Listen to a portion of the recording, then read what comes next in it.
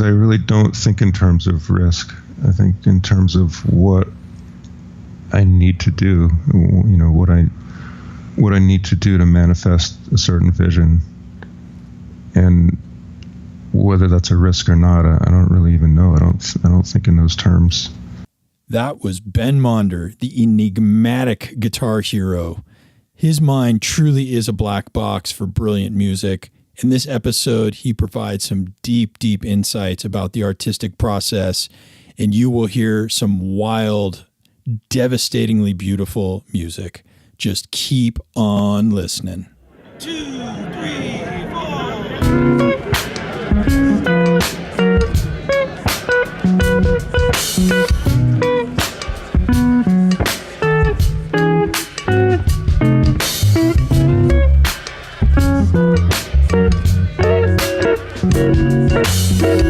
Hey, podcast people, John here, and you are listening to Season 2, Episode 16 of Make Moves.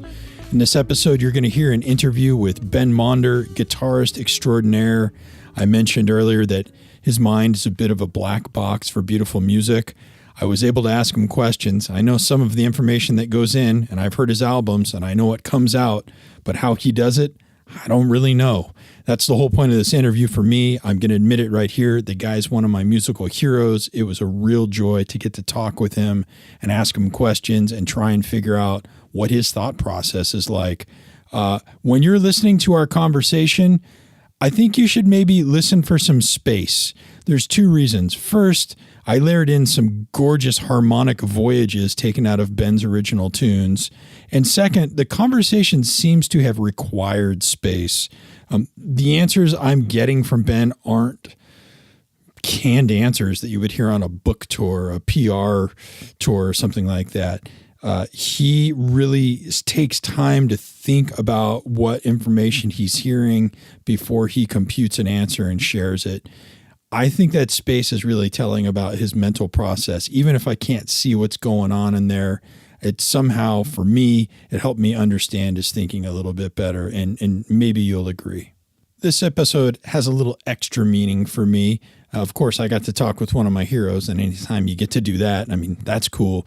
But also, I had to take a pretty sizable hiatus from podcasting. As I tell my friends, I had to do some adulting. Yes, that's true. I may be childlike and curious about everything that comes around, but sometimes I have to act my age and do some adult work, and that's what I had to do for the last handful of months. So anyway, it feels really great to be back behind the mic, getting a chance to record some things and share some more content with the audience and listeners out there. If you're one of our return listeners, hey, thanks so much for your patience. Really glad to have you back. And if you're a new listener, welcome to the Make Moves world. Please do enjoy this. If you really like it, please rate and review on the iTunes or podcast app. Share with a friend. That's one of the best ways to grow the audience. Well, I'm going to go ahead and lay it on you, get this interview started. There will be a few breaks where you will hear some great music. And at the end of the show, I will provide some information. If you want to track down any of Ben's tunes, you can also get all of these links in the show notes. Okay, here you go. Snuggle in. Enjoy your listening. See you on the other side. Hey, Ben. Thanks for coming on Make Moves, man. My pleasure. Thanks for having me. I think I'm going to give you a brief little intro just so the audience out there knows who we're talking to today. You are a musician, guitar player to be more specific. You've been in the New York City area for 30 years. You played with all kinds of big names: Jack McDuff, Mark Johnson, Lee Konitz, George Garzone, Paul Motian, Maria Schneider. I mean, really a huge list. You've also recently contributed guitar parts to David Bowie's final album. You give clinics all over the place. You've won awards like the Doris Duke Impact Award. You play, yeah, that's about it. That's it. That's a good one. You perform original music internationally. You got about, what is it now, like 5 or 6? How many solo albums do you have now? 1, 2. Not that many, 5. Maybe 6 or 7. 6. Okay. So, and you've been on like 200 something recordings as a sideman. Is that about the right number? Yeah, give or take. Okay. So, you're pretty much, Audience, if you're out there listening, this guy knows what's up. He's been around. Personally, I discovered you around one of your solo albums. I don't really know how I found it, but I sort of scour the earth for new music. So I found it somehow, and it was Oceana when it came out, which was I was like 2004 or 5 or something. Yeah, 2005. And well, first of all, it blew my mind. And then you came to my small little town, and I thought, oh shit, Ben Monder is coming to my small little town. So I went to go see you at this theater, and it was like me and every guitar nerd in town was there to see you, and that was like I think maybe like 20 people. Yeah, that sounds like one of my. Does that sound about right? And and then you played your show, and I just, this is a little bit of a compliment, but I just want to set the stage for everyone. I heard you play a lot of this material live, and first of all, I was impressed with that it could be played live. I mean, the music washed over me. It was just so much to handle. It really was. But also there was just sort of this level of raising the human bar. I just couldn't believe that you were able to do it. And so I hung around afterwards. I sort of sat there in silence, really kind of stunned, like wondering, like, what the fuck just happened here? And I got a chance to talk to you for 30 seconds after the show, and I tried to relate how heavy that was for me, although I hadn't totally figured it out yet. And then you asked me a simple question, which was, hey, this is kind of a sleepy town. Like, what restaurants open at midnight? Well, I guess I must have been hungry. I think you were hungry. You hadn't eaten all day. Anyway, like that's, Sorry about that. No. I mean, you're really nice. Actually, years later, about a year later, I called you up out of the blue, and you actually fielded questions for me, which I thought was sweet. Yeah, you didn't have that was nice of me then, wasn't it? Yeah, no, you were a decent guy. So anyway, okay, enough with that. Let's just sort of jump in your work a little bit. Your most recent solo work is, I'm not sure how you say it, Amorphae. How do you say that? Well, as far as I know, that word doesn't exist, so you can say it however you want. Oh, well, then I'll call it Amorphae. Sounds about right. Amorphae.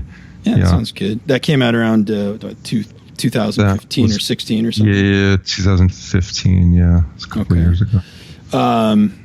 I'm just sort of curious, as sort of a recent statement about what you've been doing. Like, what was there anything really tremendous about that album? Like, did it sort of represent something for you? Are you still touring it? Is it the kind of music that you even can tour? What? Well, it represents, I would say, a relatively small part of what I envision my music to be. But it was more the vision of the producer Sun Chung. It was as much his idea as mine. It's kind of a long story how the record came about, but back when around 2010, Sun had his own label, and he came over a couple of years before that and took a guitar lesson, and that was the first time I met him. And he kept in touch and developed this label and decided, he wanted some artists to record for it. So he asked me if I wanted to, do a project for him, and what I wanted to do. And I'd always wanted to do a trio record of standards because, it's something I've always done. It's the way I learned how to play jazz was through standards, the way most of us do. But I'd never documented too much of it. So I said, yeah, let's do a trio record. And so I got Ben Street and Paul Motian to do it with me. And we recorded for 2 days. And in addition to a bunch of tunes, Paul and I also did a few just duo improvisations. And to make a long story short, I just wasn't happy with any of the standards. I just thought I was playing really poorly. And Sun sort of was in somewhat of a agreement with that. So neither of us was really super psyched about the results, except a couple of the duo improvs were sort of interesting. So that was the genesis of this whole record. Was we decided we're gonna keep the duos and just build something from there, more in that improvisational direction. Yeah. So and then unfortunately Paul died a couple of years later. So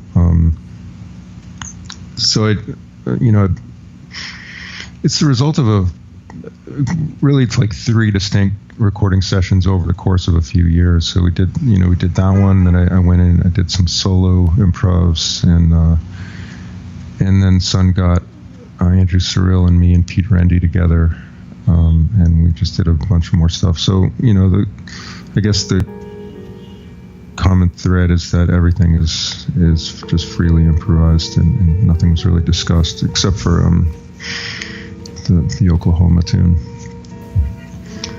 Oh, what a beautiful morning. But still, Paul and I, we didn't talk about any of that, and it kind of gets pretty free as well. So that's kind of how that came about. I know. I mean, you have you have a handful of solo releases, but I noticed you do take your time in between when they come out. I mean, it's 5 or 6, 7 years sometimes. I was just wondering, what is it that fills the time in between those releases? Is it because some of it is such complicated music? I was wondering, do you have to sort of practice to get it there, or do you just need to make a living in between so you got things to do, or is it? Well, both. Yeah. And I'm also just super slow. I'm just, I just need to accept that I'm just a really slow worker, and and also most of my professional work is as a sideman. So, I'm generally pretty busy working for other people, learning their music, and traveling and whatever. So it's almost like these records are kind of like a side hobby or something. Right. Yeah, and at least up until up until before the last record, the music was technically pretty challenging, so I would have to practice it a ton before I was even close to ready to execute it. I wanted to ask you about I don't know, there's something about you and your playing and your writing, actually your whole approach. I don't know, I first really kind of noticed it in Oceana, because that's kind of where I got hip to you, but for me, it was sort of like the giant steps or something of modern guitar. It's like 20 years ahead of its time. And I was thinking, even like the kids these days with, YouTube and 100 instructional tools, they're still going to need decades to catch up. And I was thinking about like the original recording of Giant Steps, just as sort of a parallel. The piano player, who I can't remember who that was. Tommy Flanagan. He, he had to comp his way through his solo. It was like he just couldn't even quite hang with the concept. And I guess, John Coltrane kind of had to just be okay with the fact that he was maybe the only guy who could handle that concept at the time.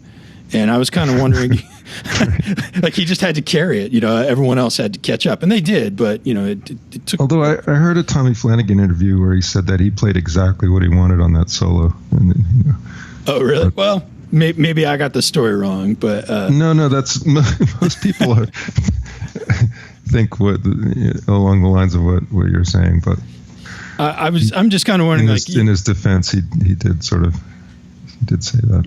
Well, I can't take it away from him, but I was kind of wondering, you push music far ahead. I mean, my question is, do you really ever feel musically isolated or too far ahead of the pack?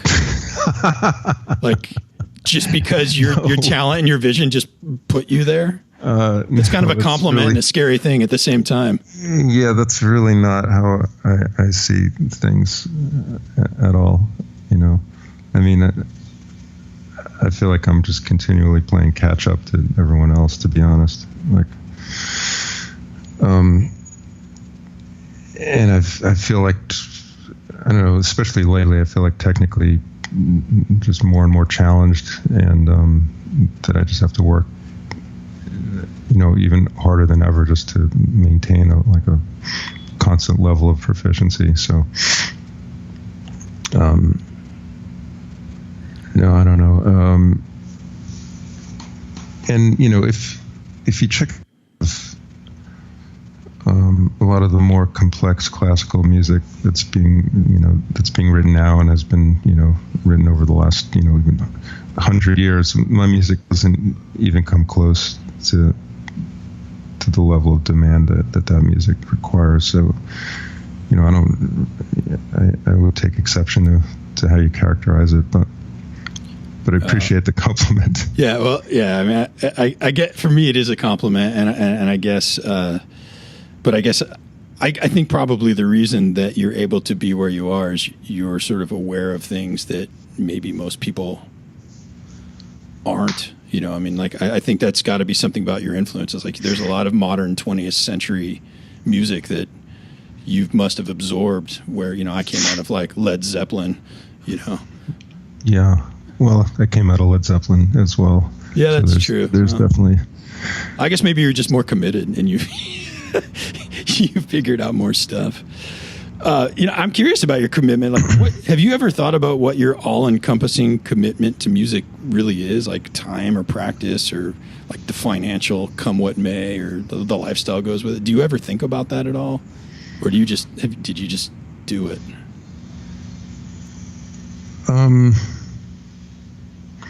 I don't know what there would be to think about, I mean, you make a decision and you follow through with it.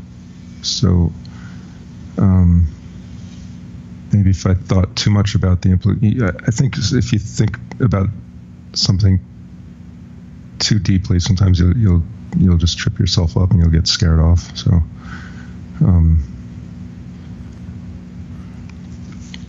maybe that one's better left alone then. Yeah, see, now I'm starting to think about what I'm doing and shit. Well, don't do it on account of me. If you think about it after the fact, call me someday. Okay. So. But okay, along those lines, I do feel like there's a level of responsibility that we have to not, to not contribute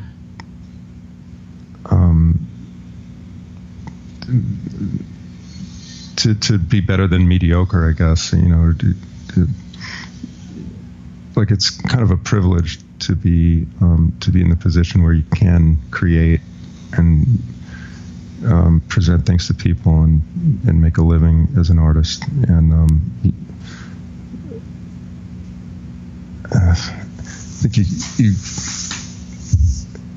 have like I said, you have a responsibility to not suck, to not add to the piles of garbage that are already all around you, Well, I can hear that in what comes through. I guess you're taking your responsibility seriously then. So thank you for that. Well, what choice do we have, Yeah, that's something I kind of wonder. I don't know how old you are. 55. 55. Yeah, I mean, you say what choice do we have? I kind of wonder, it's like sometimes you get so far into this and,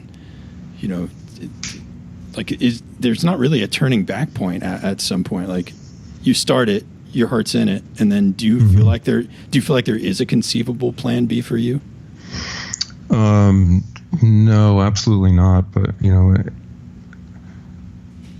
and sometimes I do feel really burnt out, and like I'd like to just stand back and just take a breather, and but I'm really I'm like, what am I qualified to do? Like, this is pretty much it. I can't even type. Right. I actually failed. I actually dropped out of my typing class in high school. So maybe I did that to make sure I wouldn't have a fallback plan. But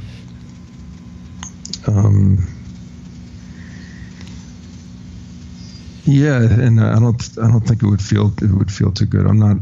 My fallow period's just I don't really know how to handle them very well.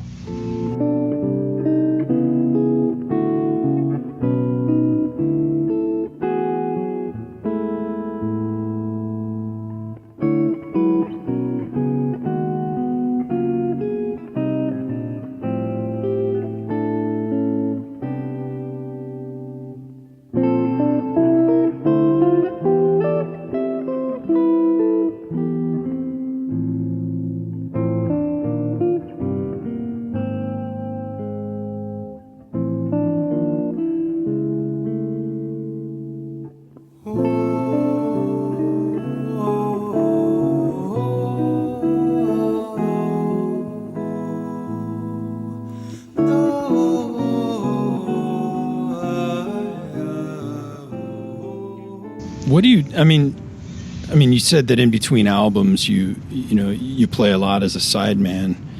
I mean, I assume that some of that is you keep busy. What are some of the? There's really kind of no in between albums because I'm always working on something. It's just, like I said, it just takes a really long time for things to come to fruition. Yeah.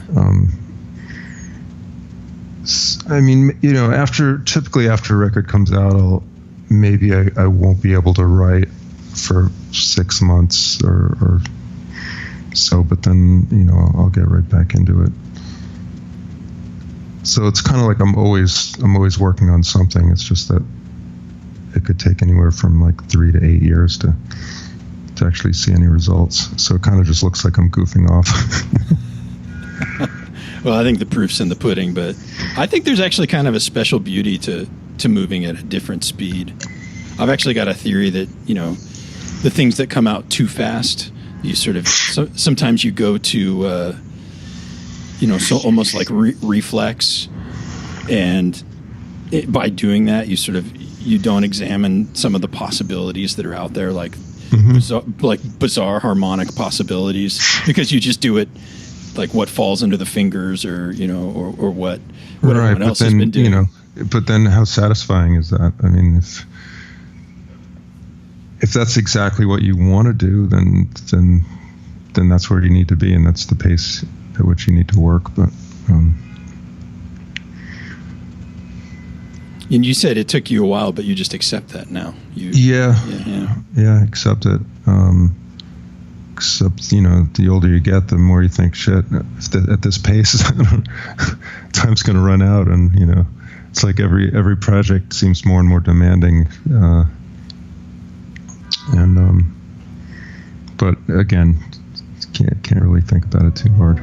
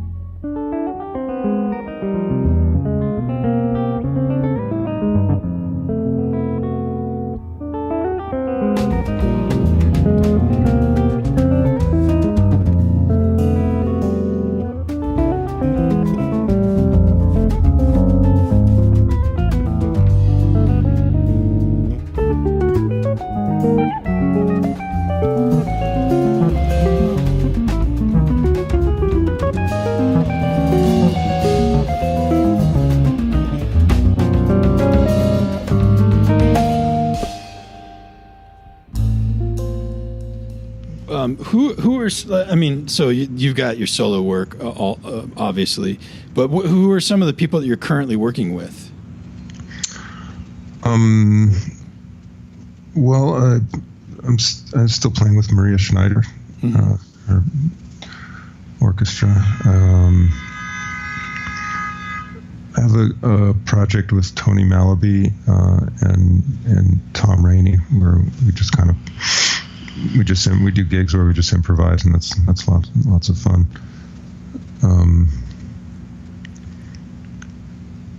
I still have a duo with Theo Bleckman, which we've been doing for almost 25 years. Yeah, really ethereal voice. Yeah. He's really a special musician, unique vision.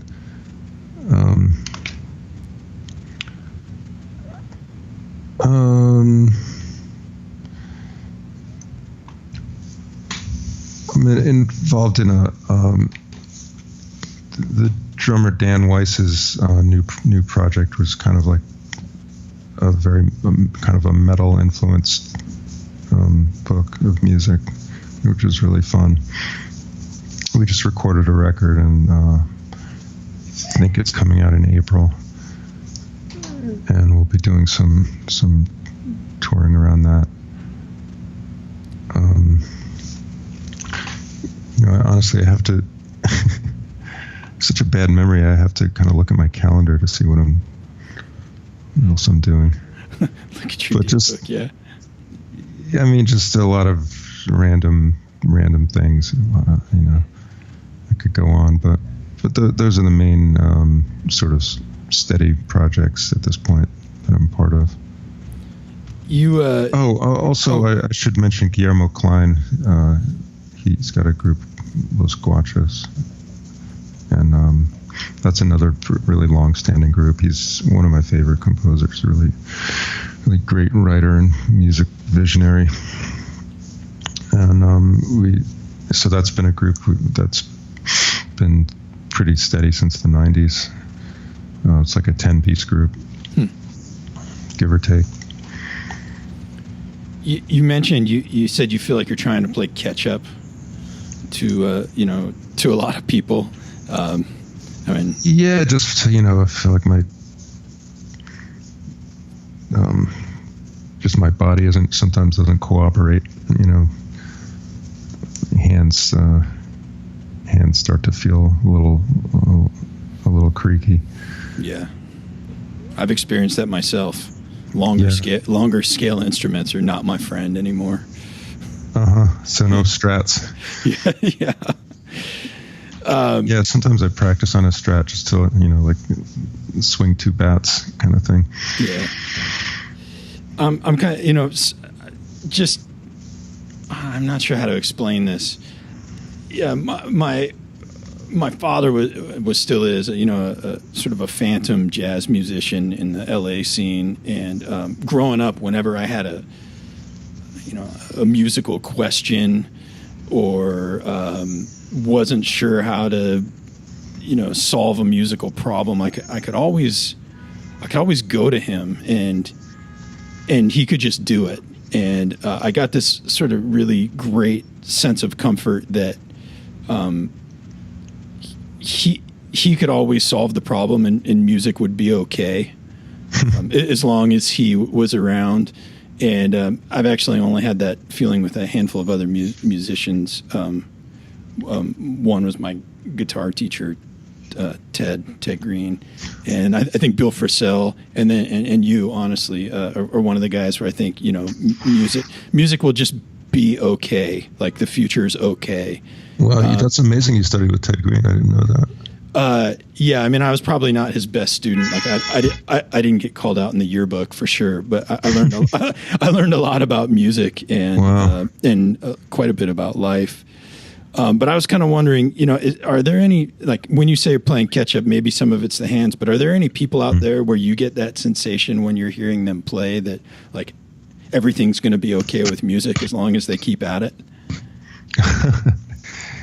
Oh yeah, I get that from a lot of people. You mean guitarists specifically, or anyone really? It's kind of hard for me to imagine that you have a hero or something, but like it's not like idol worship. Yeah. It's like you just think that music will be all right. Well, first person to come to mind is Alan Holdsworth, although obviously he's not around, but I think music will still be okay because he has a legacy. But there's just a lot of, people I consider really mind-blowing players. Too many to mention, but Kurt Rosenwinkel is an old friend of mine. I haven't seen him in quite a few years. He's really, obviously, very special voice. Someone living in Boston named Tim Miller. Oh yeah, I just find him kind of unfathomable, like what he's able to do.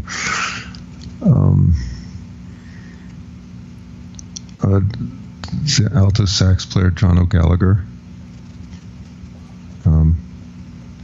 Someone I would recommend checking out. I'm writing a list right now, right? Oh, yeah. Yeah, good.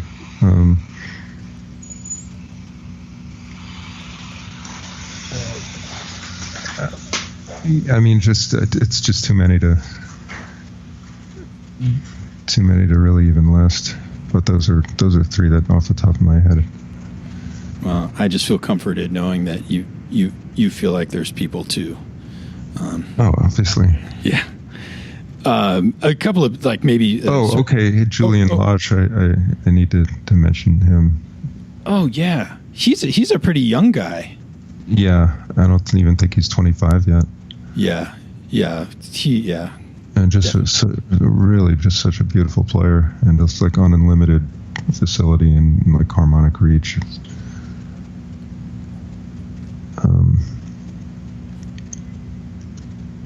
Really a great guy too.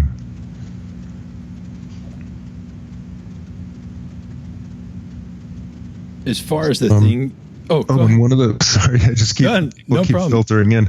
I recently saw Adam Rogers' Trio, and it really blew me away. I mean, he's always been like one of my favorite guitarists, but this particular group, he was pretty much just going right into the amp, like guitar into the amp with a spring reverb, and it almost sounded, kind of like sounded a little Hendrixy. And when he wanted to get a little distortion, he just played louder, and it was such an amazing, this like pure, raw, honest sound. It really, really blew me away.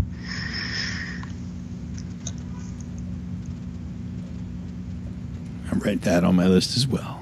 So, yeah, sorry, I interrupted you. No problem. I was wondering,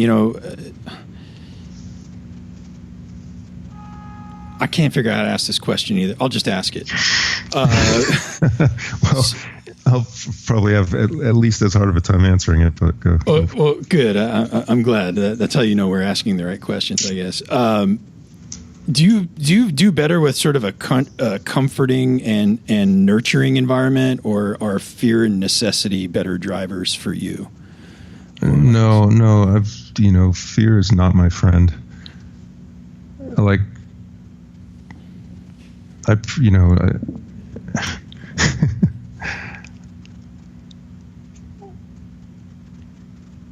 It's something that I need to overcome, because I think I might feel like more fear than a normal person does.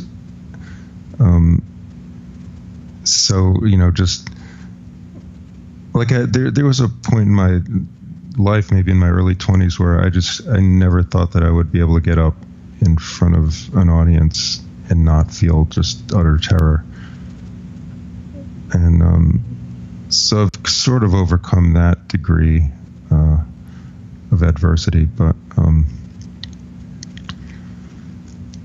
no, the short answer is no. I do much better with a warm, nurturing environment, or something familiar, or something comforting. Like maybe a club that I know really well, that I've played at a lot. I'll do a lot better, and I feel like it really affects the way I sound, how comfortable I feel in the moment. Well, I mean, that's kind of an obvious statement, but yeah. But I'm kind of easily like thrown off, I think. I've always thought about, the differences between New York and LA and the sort of the different music scenes. And I always imagined New York was like a place where everyone's amazing and, cutting was like invented there, like you get up there and everyone's going to push you past the edge. And it just always sounded so terrifying to me. And I thought I could never survive that type of culture. There's something about living on the West Coast where you just sort of walk on the beach and think about things for a while, and then you show up to a club and like play for 20 minutes and then take a 40-minute break. And right, but that's very subjective. I mean, you can have the same attitude in New York as well. It's just a matter of perception. Like, if New York represents something to you, then you might have that tension about you, about living here, but it can represent really whatever you want it to, You've been there a long time. I mean, you've found your comfort zone there? Yeah, I think so. I mean, I was born here technically, so there was never that like big deal of like moving to New York moment for me. Right. Maybe that's a creative myth or something. What is? Like the I'm moving to New York moment.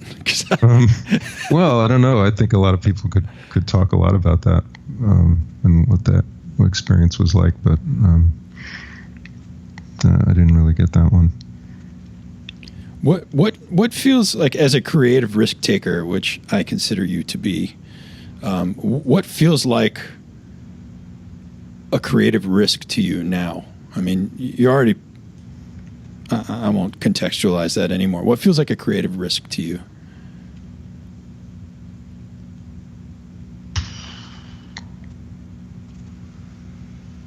It's an interesting question, because I really don't think in terms of risk. I think in terms of what I need to do, what I need to do to manifest a certain vision. And whether that's a risk or not, I don't really even know. I don't think in those terms. It might seem or sound like a risk to an outside observer, maybe because it's not something they're used to.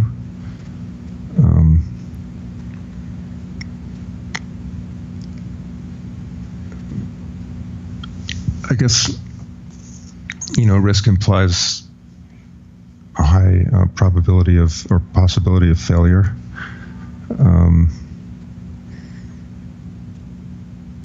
And, at least in terms of what I write, I just make sure that, that the piece is not a failure by the time it's ready to see the light of day. So I don't know. Why am I not getting this question?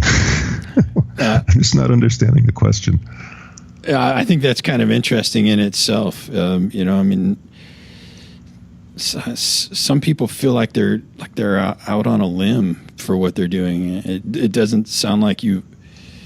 I think you said it. I think you get the question. You kind of reframed it with your answer. I just want to bounce it back at you, but you pretty much just said, "I don't think of it as risk. I just think of it as what I need to do to accomplish my goal."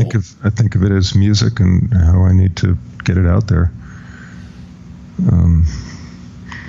I mean, like I said before, sometimes it feels risky to just perform anything, just,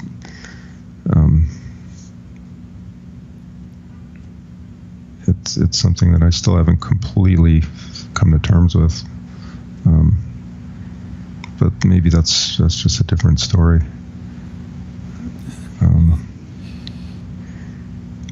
But as far as like how I envision my musical personality,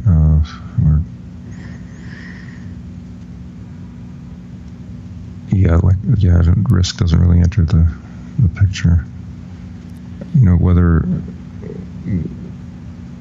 Whether it'll be well received or not, I'm not really that concerned with. I mean, it's nice to be well received, but it's more important that I receive it well, like if I'm happy with a performance or with a piece of writing, then that's the ultimate test, I think. Yeah, I was going to ask you, how do you feel like when you got it right? And it sounds like that's the feedback loop you're looking for. Is just something that resonates. Even if there's like, if I've written something and there's just a few notes that I'm like, I don't know about that. If there's just something where I feel like I just, like getting away with something, like it's not really fully thought through, then I just, I just can't live with it. I need to make everything just feel perfect as I can. So. Have you always been like that? Are you like that in other things in your life, or is that just a uniquely music? You mean perfectionistic? Well, yeah, maybe, yeah. No, not really. Otherwise, I'd be good at a lot of other things, which I'm not.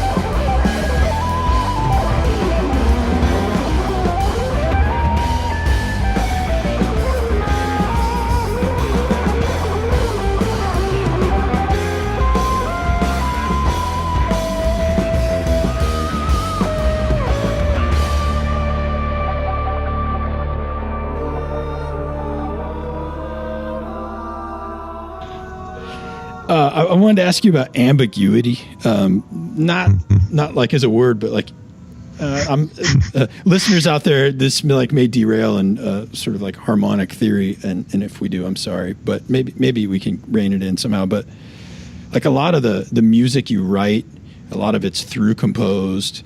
There's nothing accidental. A lot of it's very intentional. I mean, you said there's like a level of perfection to it.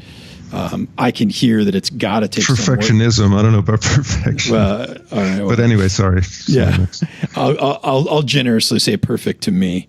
But a lot of the harmony and the stuff that you work with, it's like it's sort of almost atonal or aharmonic. There's a lot of ambiguity in it. Like I guess in standard harmony, like you've got your root, your third, and your fifth, and that's your basic triad. And if you take out your third, you're not sure if it's major or minor. And if you add some other notes, it sort of leads in certain directions. But you seem to have a command of the instrument and harmony where, like, there's all of this sound, and it's not always clear where it's headed, but you somehow feel comfortable working with it. Or at least you do work with it. And I was just kind of wondering, like, are you just okay with ambiguity, or do you have enough knowledge that you can sort of play your way out of those uncertain moments? Or I guess, how do you deal with not knowing, or do you know what's happening in those ambiguous musical moments? Did that make sense? Did that make sense at all? Yeah, I think so. But I think I generally have an idea, harmonically, melodically, or whatever, of what I want to accomplish in a piece, and things generate from the initial idea. I do. What attracts me most about music is the mystery of it. And as a listener, what I'm most attracted to are things that I can't quite identify yet. They're just like a little bit outside of my realm of knowledge, but that seem somehow right.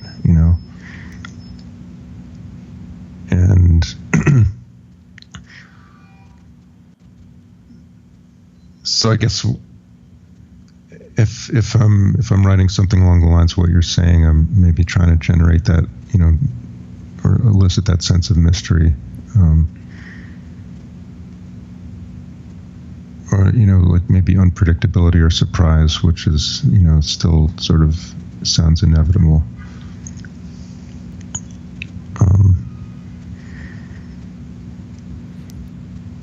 Is that something that's sort of is there sort of a musical history that allowed you to sort of nudge up against that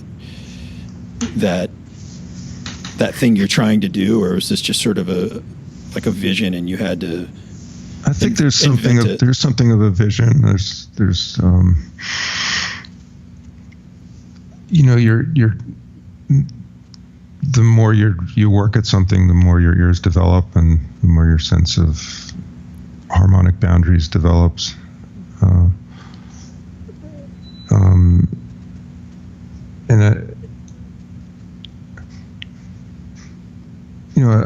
like harmonic composers that are, they're not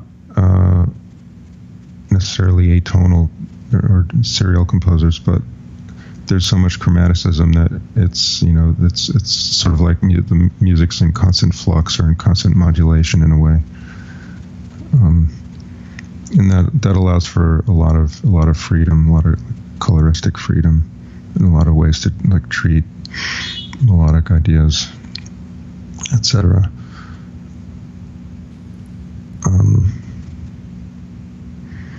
And there's a lot to be said for just seeing where voice leading will take you, just as far as seeing how modulations can happen just by playing with voice leading counterpoint. But it really, like I said, it all kind of goes back to the initial impulse for a given piece. I've tried to figure out where voice leading would take me, but I guess my lack of technique and maybe thorough understanding of knowledge, I always stumble across something that sounds like I'm in the church 200 years ago. Well, that's a great place to start. Well, I mean, it's not bad, but it's pretty tried and true Western harmony. I don't ever get out there to the ambiguity. Everything always resolves for me. And that's something that I find so mesmerizing about your approach. Resolutions can mean different things, can take different forms as well, so I don't know. Maybe we can talk about harmony sometime when I see you in person. I hope we get the chance, but I'll spare the listeners out there the agony of listening to me try to understand it. I'll tell you what, I'm going to ask you maybe one more question about you, and then I'll give you something easy. Nothing is easy. Well, easier. Right. I'm kind of wondering, you really do. Well, this is going to almost sound like a compliment. It is. You have a technical ability and a harmonic understanding that I really think it allows you to push music. There's a lot of music that pushes people's ability. It goes the other way around, but there's not a lot of times where it comes up where you really feel like the person is pushing what's possible in music. And I do, well, I mean, you're going to be humble about it, I know, because you already were once. I do think you're doing that. But I'm also sort of wondering if in any way you feel like you're somehow misunderstood in that process. Like, do you, I mean, I guess you kind of hinted at this earlier, that you really just want to feel good about it, and how it's received isn't exactly the concern, but do you feel misunderstood in any of this? Like, people just don't get you quite right or what you're trying to do? I don't know. Probably people are not getting it, but I usually go to the place where like they're right and and maybe I don't know what I'm doing.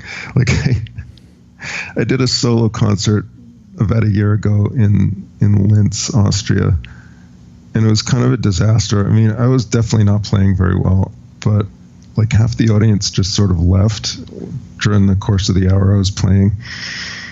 And I wasn't feeling like they weren't getting it. I was just feeling like, wow, I really suck.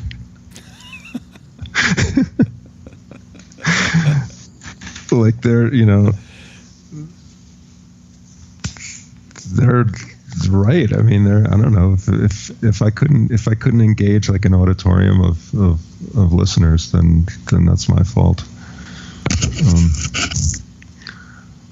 So no, I don't know. It's impossible for me to know what people's perceptions are, and everyone's at a different stage of learning, and I really can't worry about it. I mean, I've gotten enough positive feedback that I feel like somebody's getting it, so great, I can't hide it. I sort of hold you as like at a high level in my mind as far as what's possible in music. But I was wondering, with all of that, all the things that you have accomplished, and it sounds like you're not shy about being critical about the things that don't go well. Has there been any just the proudest moment? The proudest moment? Yeah. Is there a moment where you just feel like I really got this right? Is there one that sticks out in your mind, or a couple?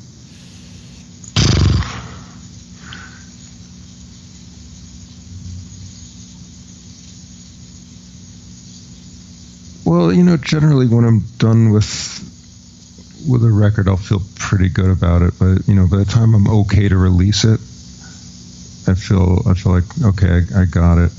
Like at least in the case of, you mentioned Oceana at the beginning of the hour, and that was a record I felt pretty good about, and the record after that, Hydra, it was just like a ton of work and a lot of suffering went into that,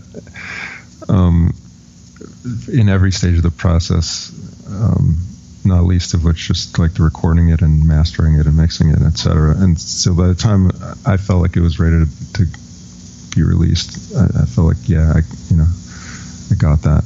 Like that was exactly what I wanted to do. As far as individual performances, yeah, once in a while I'll feel like I'm really like in the flow, and I feel like I can play what I'm hearing, and my hands sort of work, and my time isn't suffering, and it's rare, but once in a while I'll feel pretty good about a gig.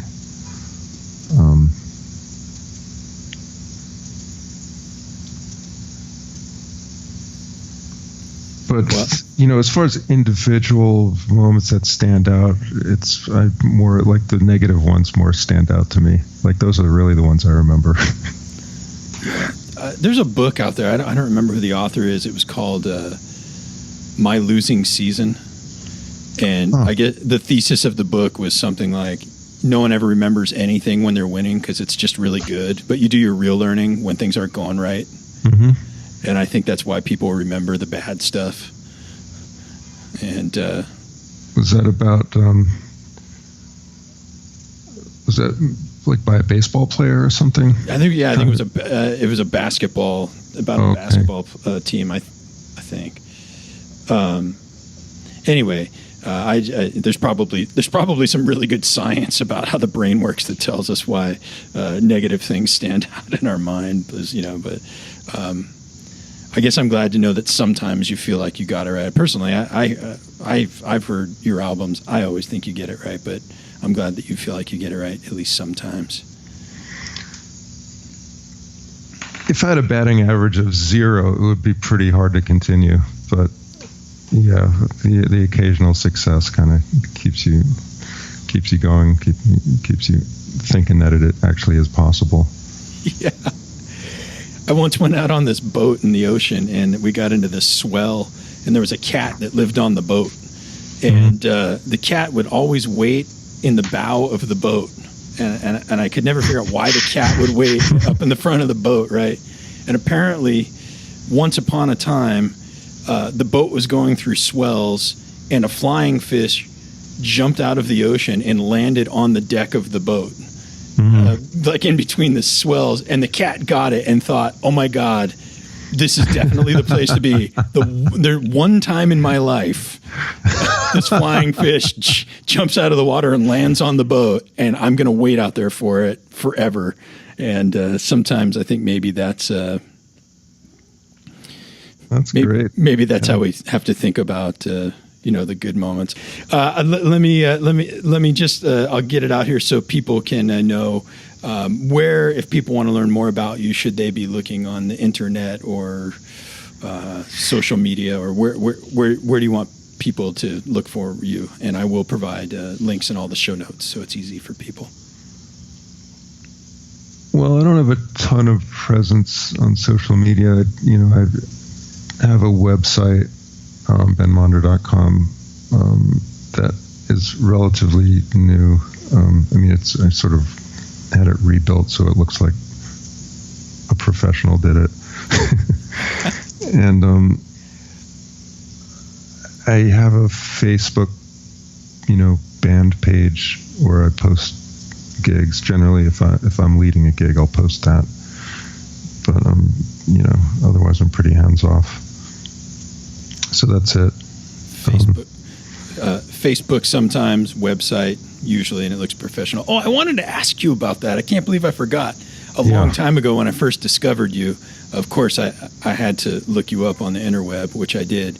And you had a bio section where I think there was 2 or 3 alternate biographical sketches. Yeah. One was... Yeah, that's when I was definitely less concerned about appearing professional.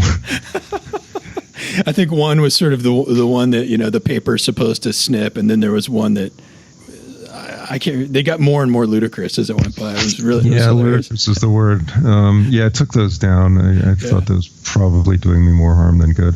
But I think some of them are, it didn't occur to me at the time, but things that are, obviously things that are online never disappear, and so those bios are just out there. Like, I think All About Jazz used one of them for their like musician page about me, and I actually tried to get them to change it, but I didn't get a response. So, well, you probably did the right thing. They're floating out there somewhere. Yeah, you probably did the right thing, cleaning it up. But I thought they were hilarious. I just thought I was going to ask you what happened to him. Well, hey, I want to thank you for coming on Make Moves here. Oh, thanks. It really was kind of a great privilege for me to spend some time with you. And it was great to talk to you too. Thanks. I appreciate you following some of these deep questions. Thank you for sharing that with me and the listeners out there. Okay, thanks again. Yeah, man. Take good care. Bye.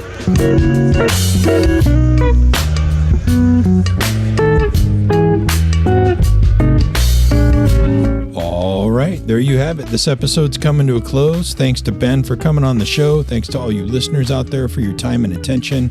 I hope you enjoyed this interview half as much as I did. Let me tell you about the music we heard during the episode. We heard the song Triffids off of Ben's album Amorphae. We heard the song Luteous Pangolin off of the album Excavation. We heard the title track off of Ben's album Oceana. And we also heard the song Tredecadrome off of Ben's album Hydra.